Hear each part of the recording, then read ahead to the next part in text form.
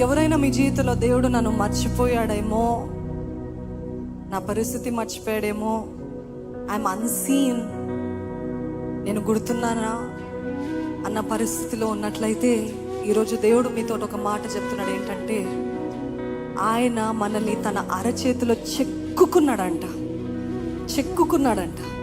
ఎల్లప్పుడూ మీరు ఆయన కండ్ల ముందు ఎదుటనే ఉన్నారంట.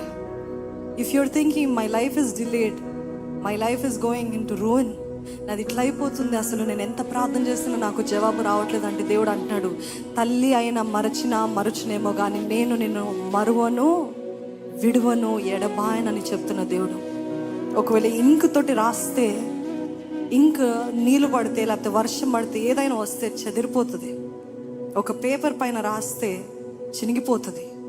కానీ దేవుడు అంటున్నాడు, ఇంక్ తోటి రాయలే, పేపర్ పైన రాయలేదు, నిన్ను, నీ పేరుని నువ్వు ఆయన ఎదుట ఆయన చెక్కుకున్నాడంట.